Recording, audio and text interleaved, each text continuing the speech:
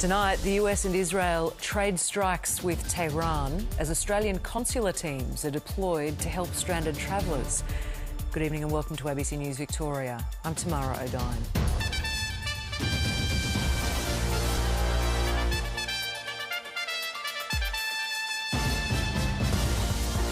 Also tonight, money pits, cost blowouts on the Albert Park Grand Prix redevelopment.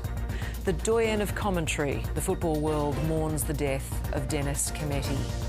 Prepare to evacuate a union puts the heat on aged care facilities, and sick kids get a surprise visit from a pop superstar.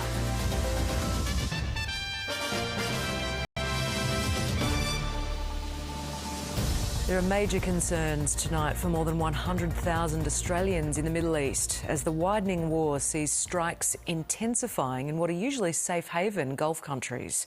Iran's drone and missile attacks are hitting energy targets across the region, with fears that will send oil and petrol prices soaring. Countries throughout the Gulf are being targeted, deepening the travel chaos and stranding tens of thousands of people. There are 24,000 Australians in the UAE alone. The first to get out are on their way home tonight. But as European countries repatriate their citizens, Australia's government is under pressure to do the same. We begin our coverage of the war tonight with Matthew Doran in the Middle East.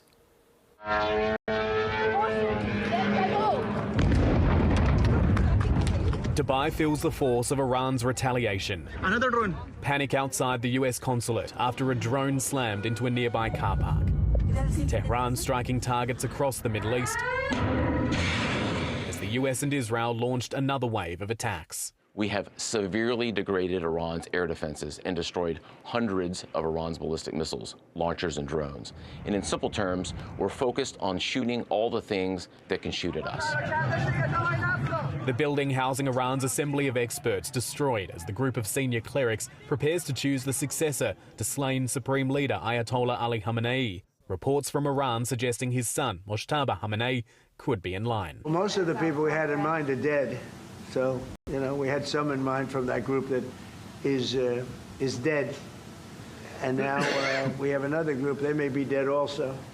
The US president's been pressed on conflicting messaging from his administration over his reason for going to war in the first place. Mr. President, did Israel force your hand to launch these strikes against Iran? Did Netanyahu pull the United States into this war? No, I might have forced their hand. You see, we were having negotiations with these lunatics.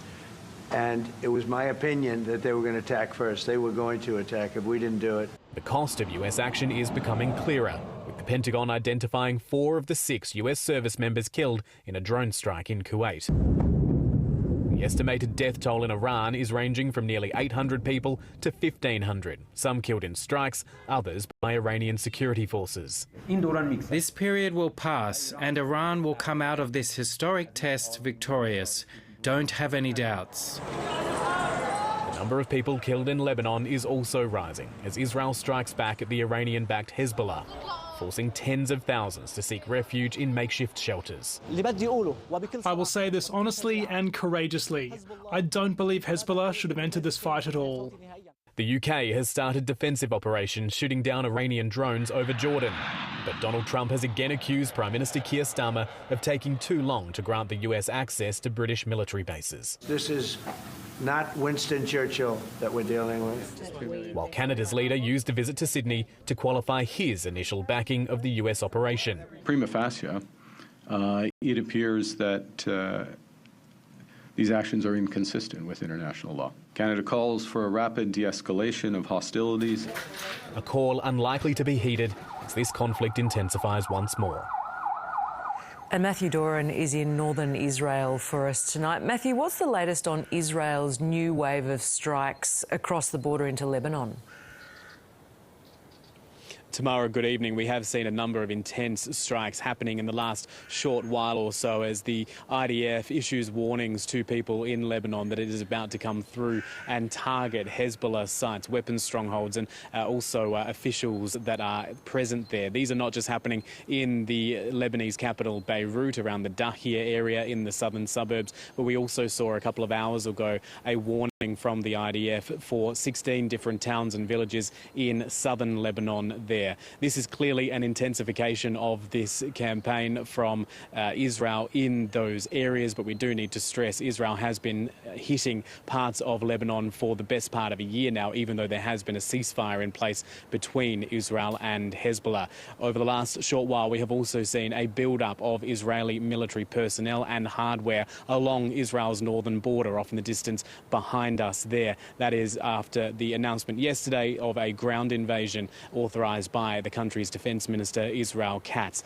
Israeli media is already speculating that even if the conflict with Iran peters off or is brought to a close by the United States, the conflict in Lebanon on that front could drag on for much longer. Tamara. Matthew Duran in Haifa, thank you so much. The ABC has spoken to people inside Iran who've broken through the regime's communications blackout. Many have expressed fear and some are hoping for regime change. In the Iranian city of Minab, the bodies of children fill this morgue, their belongings buried in the rubble outside. Amid the shelling, Iranian voices are breaking through the regime's internet blackout. If I die, I'm okay with it. If that leads to the destruction of this regime, this terrorist, I'm okay with it. One man telling the ABC of his terror living under assault. We've changed his voice to protect his identity. The blasts are so loud, they wake me up in the middle of the night. We hope the bombings will be over soon. Iranians with family inside the country are living in constant dread. That is the last message that I received from my father, February 28th, the first day of attack. Sepideh Jordairi tries calling. No one picks up. But finally, a friend in Iran. We're hearing the sound of explosions all the time.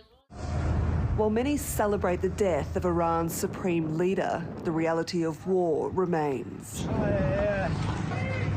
My friends, all of them are opposing the Islamic Republic, but all of them are opposing this war too. The schoolgirls in Minab were among the first killed when the US and Israeli bombs began falling. The US denies deliberately targeting civilians. Unlike here in Israel, Iran doesn't have a warning system or even any bomb shelters to protect its citizens from airstrikes. And human rights groups have warned that the regime's communications crackdown during a war could lead to more deaths.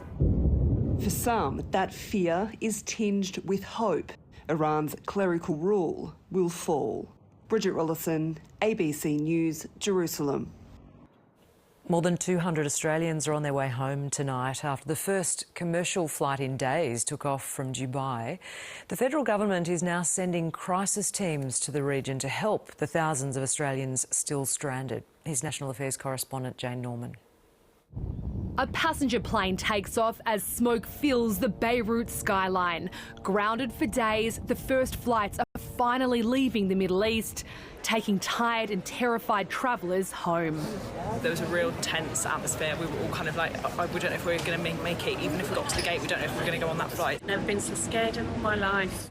200 Australians are tonight on their way to Sydney on board an Emirates flight from Dubai, but many thousands more still stranded. Unfortunately, this conflict is spreading and intensifying.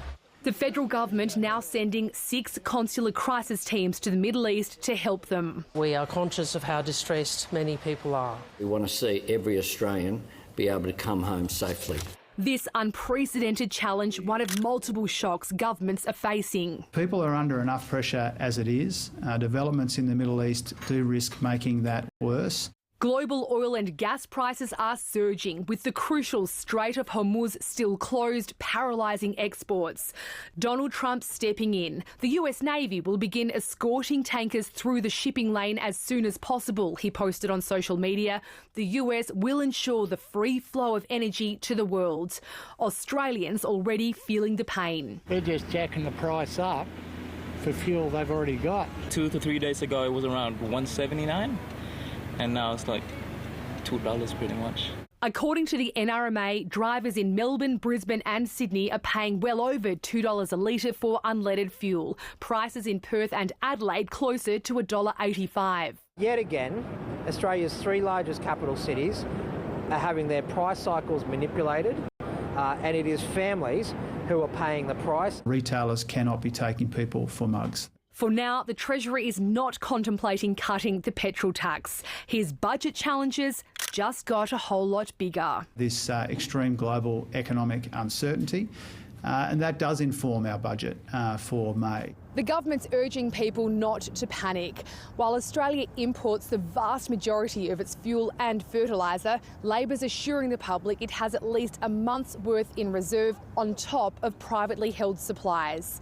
But the longer this conflict drags on, the more exposed Australia will become. Jane Norman, ABC News, Canberra. To the rest of the day's news now, and Victorian taxpayers are set to foot a $115 million clean-up bill to remove asbestos from the Albert Park Grand Prix track. The state government is funding a major overhaul of the pit facility in a bid to upgrade garages and boost corporate hospitality. But the blowout has once again raised questions about Labor's budget management. Here's state political reporter Richard Willingham. When the checkered flag falls on Sunday, Norris wins! What a thrilling race! So too will the pit lane building, making way for this new development with upgraded garages and a focus on corporate hospitality. It was to cost $350 million. Unfortunately, those costs have blown out because of asbestos. The clean-up of the toxic substance in the ground, $115 million. Unfortunately, there's not much you can do apart from deal with asbestos when you find it to ensure that you're providing a safe workplace. This project should never have happened in the first place. Why is the Labor Party prioritising millions and millions of dollars of taxpayer funds for luxury corporate upgrades at the Grand Prix to favour the ultra-wealthy? It also threatens the 2028 deadline. It is on track to be delivered by 2028. Any issues concerning asbestos has been dealt with in an appropriate manner. The asbestos problem was buried in an Auditor General report that also showed cost on 89 major Victorian projects had blown out by $160 million over 12 months. Overruns on those projects has now hit $11 billion, going back a decade. Of that blowout, there's about a 92-year total delay in those projects in itself. It includes an extra $420 million for the rebuild of these public housing towers in South Yarra and Richmond. Overruns will pile more pressure on Labor, which is already under fire over criminality on the big build and the Premier's reluctance to call an investigation to find out how it happened. In Queensland, a commission of inquiry into the CFMEU is turning its focus to Labor hire firms with links to Victorian figures. Because Queensland does not want to end up like Victoria. Labor under fire should be good news for Jess Wilson, but polling shows One Nation on the march instead. The Liberal leader ruling out joining forces. There'll be no alliance. We are the Liberal and National parties, and that is the coalition in Victoria. There's just 9 months until polls open. Richard Willingham, ABC News, Melbourne. Residents around the track are outraged by the growing impacts of road closures and limited access to Albert Park for the F1. In previous years, closures took place for a week, but this year it's been extended to 3. As drivers prepare to start their engines, locals have been in the pits for weeks. I can't have any more cricket training because it's on Albert Park. My kids have swimming at MSAC, and last week, instead of it taking us the 5 minutes it usually takes us to get there, it took us 40 minutes. I just find it quite disruptive, and I mean, there's a day that they have to have off because it's so loud here at the school. Last year, the government extended the race window from 7 to 21 days. Roads in the park closed during that time to improve safety while the event is set up and dismantled. It just seemed to come out of the blue. People weren't aware of what the process was, but there was little local consultation. Locals say those safety issues have instead shifted into the streets. It's even resulted in gridlock, cars speeding, using laneways to get around roundabouts, people driving straight through the middle of roundabouts, just becomes totally unsafe. Around 465,000 people are expected inside these gates across the four-day event, which the state government says pumps more than $320 million into the economy annually. It says it's working with the Australian Grand Prix Corporation to maximise access to the park, minimise impacts on locals while also ensuring public safety. We do realise the impact that we have as putting on a Formula One event, but we do everything within our power to minimise that impact. We're very comfortable in what we've rolled out. I have enormous gratitude for the Albert Park community for putting up with us every year on this. But thanks isn't enough. The very least the state government can do is actually invest more fairly and equitably in the facilities that get chewed up every year by the Grand Prix. Michaela Ortolin, ABC News, Melbourne. Tributes are flowing for legendary sports commentator Dennis Cometti, who's died aged 76. One of the most distinctive voices in the industry, Cometti called some of the country's most memorable sporting moments and was best known for his brilliant one-liners. He came up behind him like a librarian.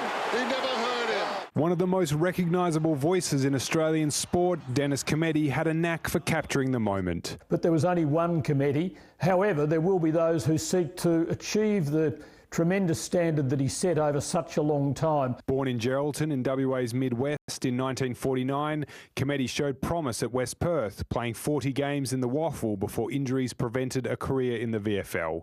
But it was his media career, spanning more than 5 decades, that made him a household name. From Kieran Perkins' Olympic gold in 1996... This is rare gold. The best kind of gold. Perkins goes in first. To some of footy's iconic moments. Like a cork in the ocean over his head. Oh, my word! He was so incredibly gifted. He was the best of his kind at his craft. Cometti started at the ABC in 1972, calling Test cricket before moving to Channel 7 in 1986, where he forged a remarkable partnership with Bruce McAvaney. He made footballers famous. I mean, can you do anything more than that? It's rare in this world you're going to get two great people working together for so long. So, yes, it is a shock, but we've got to have great memories of the man, and I've only got great memories. His loss felt deeply by those who worked with him. Cometti was inducted into the Sport Australia Hall of Fame and the Australian Football Hall of Fame, the media wing at Perth Stadium, also named in his honour. AFL CEO Andrew Dillon says Cometti's lines would live long in the memory of fans across the country. You are the best partner anyone could have had. An iconic voice of his generation, gone but not forgotten, Dennis Cometti was 76. Aged care workers have expressed fears Australian residential care homes aren't adequately prepared to evacuate in a bushfire. It comes after a fast-moving grass fire threatened an aged care facility in Natamuck in Victoria's west, and more than 30 residents and staff had to take shelter inside. It's unreal, really, where it's actually gone and how it's burnt. When Brian Klaus heard Natamuck was under threat from a fast-moving bushfire, he couldn't believe how quickly it spread. Well, there was a number of houses, and there was also the bowls club. Our local bowls club was totally destroyed. And right in the firing line was the Natamuck aged care facility with 30 residents and staff inside. In the days after the fire, nursing home director David Schultz gave the media a tour about how close the fire had come. Looked out, saw some embers on the ground there. At the time, the West Wimmera Health CEO said ideally the Natamuck home would have been evacuated, but in a recent statement, a spokesperson says there wasn't enough time and that the situation unfolded with little warning. The situation in Natamuck has brought into sharp focus the evacuation plans at aged care homes around the country, with the Australian Workers Union saying its members are concerned about what would happen if a fire like this came to their facility.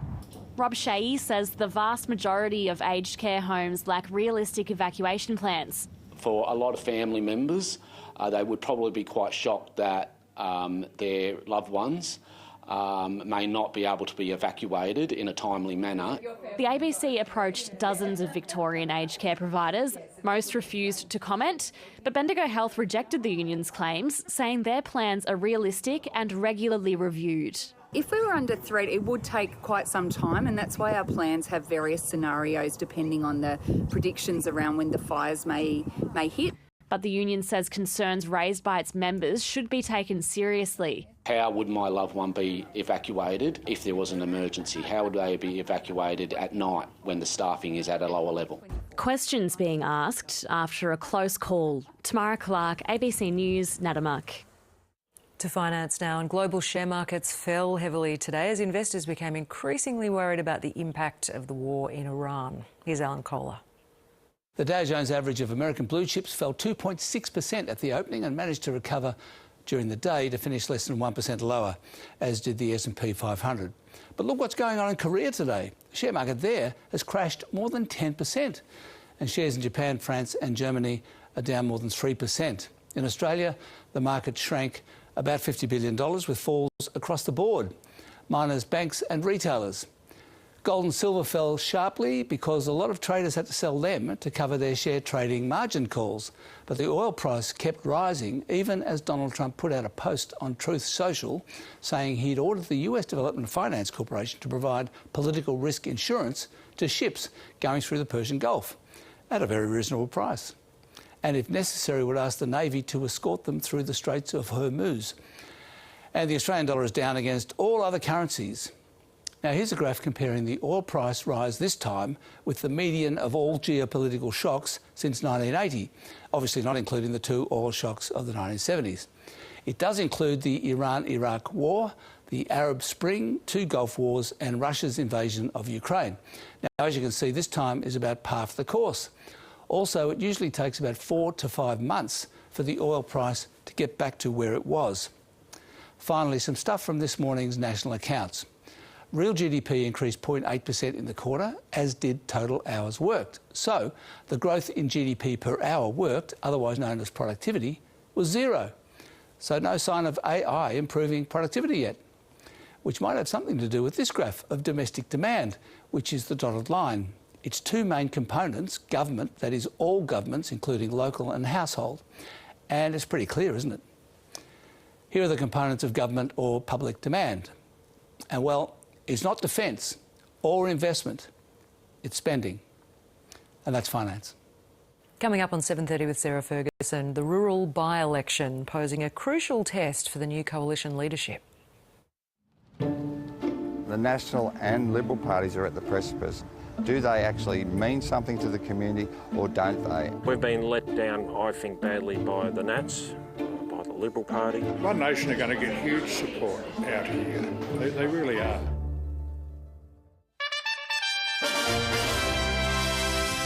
To sport now, an Australian Formula One driver, Oscar Piastri, is in the spotlight in Melbourne as he prepares for this weekend's season-opening Grand Prix at Albert Park. Piastri will be looking to finish on the podium at his home race for the first time.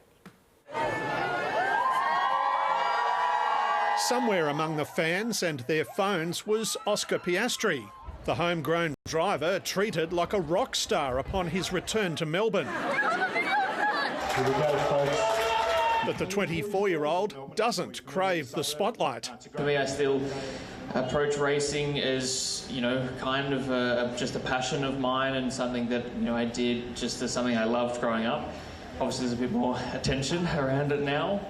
Piastri finished third in last year's Drivers' Championship with McLaren teammate Lando Norris taking the title. Other drivers say the level-headed Australian doesn't need to adopt a more ruthless approach to reach the top. I think the most important is not trying to be someone you're not. You can clearly see he's just that way, and that's why I like him. Everyone's waiting. While the Middle East conflict has left thousands of Australians stranded overseas, the Formula One teams have managed to arrive in Melbourne. We've got all of our Formula One people here that need to be here, and we don't expect any impact to our event. Police say security won't be ramped up at the event, which is sold out from Friday to Sunday. For some drivers, the preparation has been unique. Australian Test player Scott Boland was well short of top speed during a session with the Alpine team. A different kind of pace will be on show in the coming days, with Piastri aiming to be the centre of attention at the end of Sunday's race. Duncan Huntsdale, ABC News. Iranian footballer Sara Didar has fought back tears while opening up about the fear players have for their loved ones at home. Iran takes on the Matildas in the Women's Asian Cup on the Gold Coast tomorrow night, a world away from the Middle East where their country is at war. Tilly's fever has hit the Gold Coast and it's business as usual for the Aussies as they prepare for their second match of the group stage. We're here to do a job. We want to play good football, we want to get good results and ultimately qualify for the World Cup. For the Iranian team, the war raging in the Middle East is casting a dark shadow over the tournament. And the courage to be able to get up with everything that's going on is absolutely admirable. Defiant, they refused to sing the national anthem before their loss to South Korea on Monday. Concern for family and friends caught in the crossfire at home is weighing on the players. We're sad that what has happened to Iran and our families in Iran and our beloved ones, but I really hope very good for our country and to have very good news ahead. The Matildas will rotate their squad. They face a 3-day turnaround before their group-deciding blockbuster with South Korea on Sunday. At the moment, everyone's excited to play, and there's going to be a few disappointed ones when I do the rotation. Organisers are expecting a capacity crowd here on the Gold Coast tomorrow night, which would be the first sold-out game in the tournament's history. Well, I think you've just seen how far the women's game has come, especially over the last 5 years. Overnight, China beat Bangladesh 2-0, and this afternoon, Japan beat Chinese Taipei. Mackenzie Colohan, ABC News, Gold Coast. Music superstar Ed Sheeran popped into the Royal Children's Hospital today to delight patients and spread some joy with an impromptu performance. I'm in love with the shape of you, like a magnet.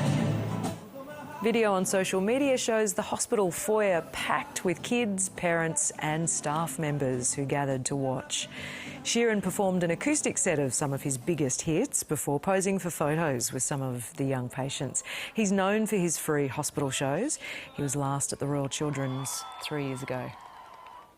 Time for the weather now. Here's Adam Morgan. Good evening, Tam. Clouds parted just long enough last night across central and western Victoria to get a pretty decent view of that total lunar eclipse. Our next one, though, won't be until early on New Year's Day in 2029. Low cloud returned overnight, though, across the suburbs. It was even a drizzly start to the morning. Grey skies remained across the suburbs until around 6 p.m. But just like yesterday, it was a sunny afternoon down in Geelong. Here in the city, a top of 21.6 degrees, but where the sun broke through in the west, it did get through to 23 or 24. Humidity persisted through central and eastern Victoria today, and that meant a few showers and thunderstorms up in the far northeast corner. There was grey skies through Gippsland all day, but a sunny afternoon across the west and the north. Overnight lows ranged from 6.5 down at Portland to 22 degrees up at Rutherglen. Today was coolest at Mount Dandenong here in Melbourne, 16.1, and warmest up in Wangaratta with 31.2. It's getting pretty active up along the monsoon trough, and tonight we're watching 3 lows with the risk of cyclone development in the coming days. This one off Queensland should remain below cyclone strength as it approaches the coast, but Cairns is currently on cyclone watch. Close to home, it's settled tomorrow with the last of the trough now out over the Tasman and a ridge of high pressure extending across from the Bight. That ridge holds in towards the weekend. But as the next high centre approaches from down in the Southern Ocean, there might just be enough of a southerly push for a few showers along the Victorian coast on Saturday.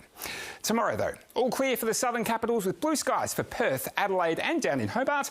Partly cloudy for Sydney and Canberra, and up in Cairns, windy with heavy showers.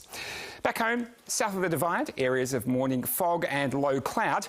Then we're looking at a partly cloudy and dry day. Afternoon sea breezes along the coast as well, and just a couple of lingering showers in the far east. Up across the northern plains, though, it's a mostly sunny day with light winds. Delightful. Temperatures are up a couple of degrees on today. Colac, early fog, then mostly sunny, 27. Bendigo and Echuca, bright sunshine, 29 degrees. Cloud hangs around for most of the day across East Gippsland, where Orbost is looking at a possible shower in the morning and 25 the top. Up in the northeast, it's another warm and muggy day. Wodonga, partly cloudy, 31 degrees. Here in Melbourne, it's not too bad at all. We'll have some early fog patches and morning low cloud, but that will clear to a bright and sunny afternoon with blue skies, light winds and an afternoon sea breeze. Here in the city, we're heading for a top of 26. Head to Friday, cloud clearing again with an afternoon sea breeze, almost the same as tomorrow, top of 24. Saturday, just a possible light shower in the morning, then a mostly cloudy day, 21 degrees. Then we're warming up into early next week, mostly sunny on Sunday, 26. It's the same again on Monday to round out the long weekend. We're up to 28, 31 degrees on Tuesday then, Tam, with a possible shower. Thanks so much, Adam. That's it for this evening's bulletin. Stay with us now, though, for 7:30 with Sarah Ferguson. Good night.